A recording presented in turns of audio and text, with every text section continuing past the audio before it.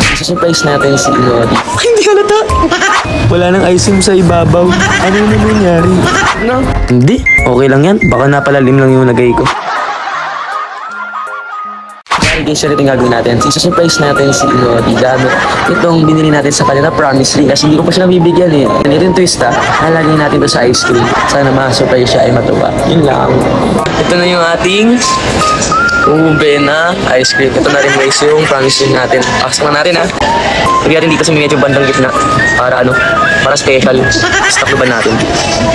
Hindi halata. Okay na? Tara. Pakita na natin guys yung maging reaction niya. Hello! Nila nakita na ice cream. Ano? Hindi na, sino yan? Binili ko talaga para sa'yo, para special. Special ka sa'yo. Ganito ba? Oo nga, special ka nga kasi sa akin. One eternity later. So ito na nga guys, abutan na rin naman kasi kami dito sa bagong outside the box dito guys ha. Manila Bay yan. Uy, busin mo na yung baho yan sa loob. Hindi ba naglagay ako ng singsing doon?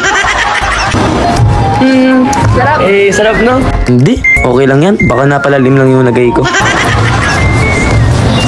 Wala nang icing sa ibabaw. Ano na nangyari? Baka mamaya nakain niya na ata. Grabe. Sarap. Mukhang natakaw na ata siya. Pati rin natin yung singsing, kinain niya na. Ngayon, nagdadalawang isip na ako. Dapat pala binigay ko na lang mismo sa kanya. Ano yun? Biglang naglaho na lang yung promise ring na binili ko. Kinain niya na yung buong ice cream. Ano ka? Busog ka, busog ka.